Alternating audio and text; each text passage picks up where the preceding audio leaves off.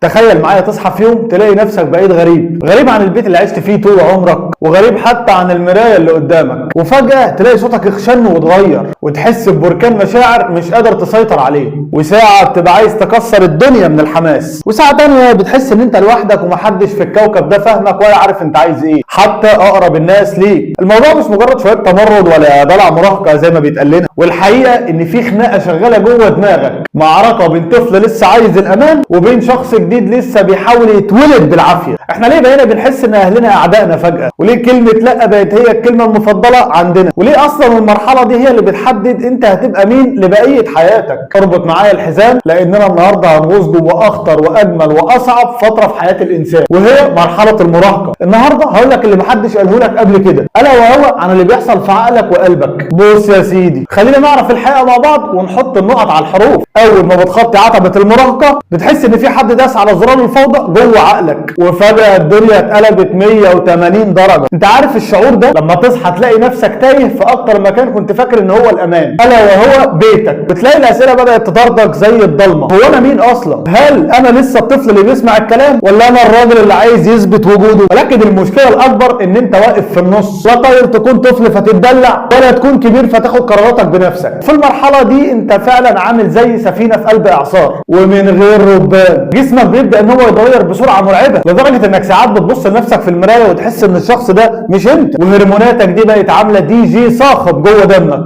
مأثرة على كل فتفوتة في مشاعرك. تلاقي نفسك الصبح قايم كده وفي قمة السعادة بتضحك وبتهزر وطاير من الفرح، وبعد ساعة واحدة بس ومن غير اي سبب منطقي بتحس بتغلى في قلبك، عايز تقفل باب اوضتك عليك وتعيط او تكسر اي حاجة تيجي قدامك لمجرد انك مخنوق وانت اصلا مش عارف ليه. ولكن اللي بيحرق الدم اكتر فعلا رد فعل الناس اللي حواليك. اهلك بيشوفوا التقلبات دي قله ادب او تمرد ملوش لازمه او حتى دلع مراهقين، وتلاقي الجمله الشهيره انت ما كنتش كده، انت اتغيرت. ولكن الحقيقه اللي هم مش قادرين يستوعبوها ان انت مش قليل الادب ولا انت بقيت شرير فجاه، ولكن انت بتحاول تلاقي نفسك في وسط الزحمه. انت في مرحله تكسير عظم عشان تبدا ترسم حدود لشخصيتك اللي لسه بتتولد. وكل خناقه بتحصل في البيت على لبسك او على قصه شعرك او على سهرك او حتى على طريقه اكلك، هي في عمقها مش خناقه على الحاجات دي، ولكن دي معركه على استقلاليتك.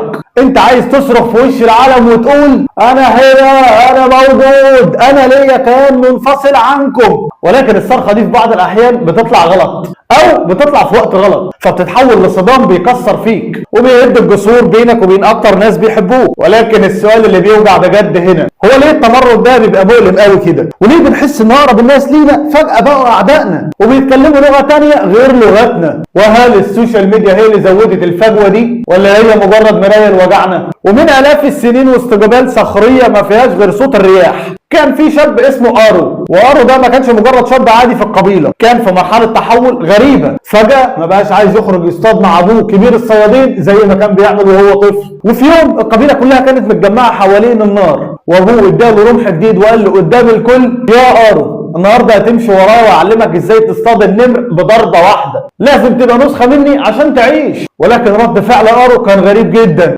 ارو بص للرمح وبص لوالده ورماه في الارض وقال بصوت عالي انا مش عايز ابقى نسخه منك، انا مش عايز اصطاد بالطريقه دي، انا عايز اروح ورا الجبل، عايز اشوف الشمس بتغيب فين، مش عايز افضل محبوس في الكهف ده. والقبيله كلها سكتت، الصدمه كانت مرعبه. في العصر ده اللي بيكسر كلام الكبير بيعرض نفسه للموت. وابوه بص له بغضب وحزن وقال له الخروج ورا الجبل يعني هلاك وانا بحميك يا ارو. وارو صاب النار وجري، راح استخبى في كهف بعيد ضلمه وقعد ينهج ودموعه نازله. هو مش بيكره ابوه، ولكن هو حاسس ان جواه نار تانية غير اللي هم بيتدفوا بيها، نار عايزه تكتشف، عايزه تغلط، عايزه تتعلم، عايزه تحس ان هي موجوده بجد مش مجرد ظل لابوه. وابوه فضل واقف طول الليل قدام كهف ابنه ماسك شعلة نار وخايف عليه من وحوش الليل. هو ما كانش مستنيه يضربه، هو بس عايز يتاكد انه لسه بيتنفس. ولما الفجر طلع ارو خرج لقى ابوه نايم قدام الكهف في عز البرد وهو بيحرسه. وقتها ارو فاهم حاجه مهمه جدا، ان ابوه بيقيد حريته بخوفه وهو بيكسر القيود بالتهور. وارو مسك الرمح بس المره دي رسم عليه علامه تخصه هو، الا وهي علامه الشمس اللي عايز يروح لها. وقعد جنب ابوه وفهموا هما الاثنين ان ارو لازم يكبر ويخرج، بس لازم يخرج وهو عارف ان الكهف ده هو الامان ليه مهما الدنيا ضلمت. لو انت فاهم ان الموضوع كله مجرد نرفزه او عند فانت غلطان، والحقيقه ان مفيش معمل سري جوه دماغك قالب موازينك ليل نهار. انت عارف العلم بيقول ايه؟ بيقول ان عقلك في المرحله دي عامل زي عماره بتتهد وبتتبني من جديد. الجزء المسؤول عن العواطف والمشاعر عندك شغال باقصى سرعه، عامل زي موتور عربيه فيراري. ولكن المشكله فين؟ المشكله ان الجزء المسؤول عن الفرامل، عن التفكير المنطقي، عن حساب العواقب لسه تحت الانشاء. تخيل كده معايا المنظر وانت سايق عربيه طياره دايس بنزين لاخر سرعه، بس الفرامل لسه ما ركبتش.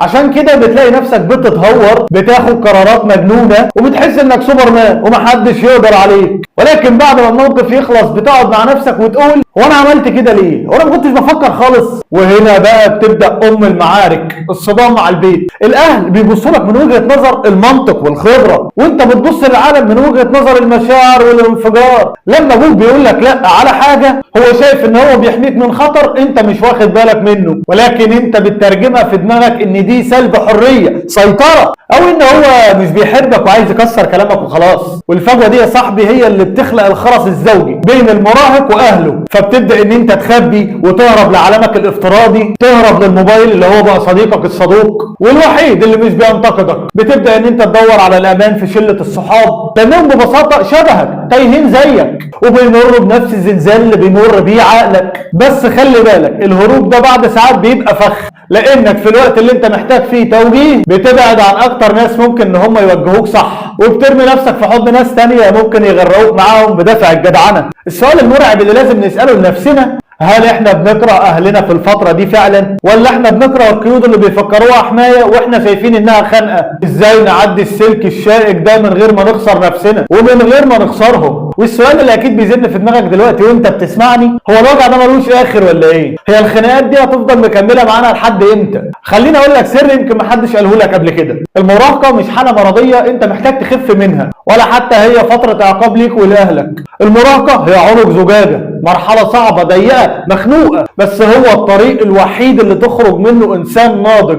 انت دلوقتي في مرحلة بناء الهوية، وعشان تبدأ تبني بيت جديد لازم محتاج تهد القديم. التمرد اللي جواك ده هو طاقة، لو استخدمتها صح هتبقى شخصية قوية وليك رأي وما بتتكسرش بسهولة، ولو استخدمتها غلط هتضيع في سكة العناد لمجرد العناد، وهتخسر اكتر ناس بيخافوا عليك. طب والعمل؟ ازاي نعدي السلك الشائك ده من غير ما نخرج بجروح؟ بص يا صاحبي، الكلمة السحرية هنا هي اللغة. احنا مشكلتنا ان احنا بنتكلم لغات مختلفة. انت بتتكلم لغة انا عايز اثبت نفسي، واهلك بيتكلموا بلغة انا خايف عليك لا تضيع، والاتنين صح، بس محدش فيهم فكر ان هو يسمع التاني. وخليني اقول لك كلمة سر في ودنك، جرب لمرة واحدة بدل ما تقفل الباب وتزعق تقعد مع ابوك او امك في لحظة صفا وتقول لهم الجملة دي: انا مش قصدي اضايقكم، انا بس محتاجكم تسمعوني للاخر من غير ما تحكموا عليا. وصدقني الجملة دي مفعولها اقوى من 100 خناقة. وعشان نكون منصفين الكلمة دي كمان لكل اب وام بيشوفونا، ابنكم مش عدوكم، هو بس بيحاول يفهم نفسه.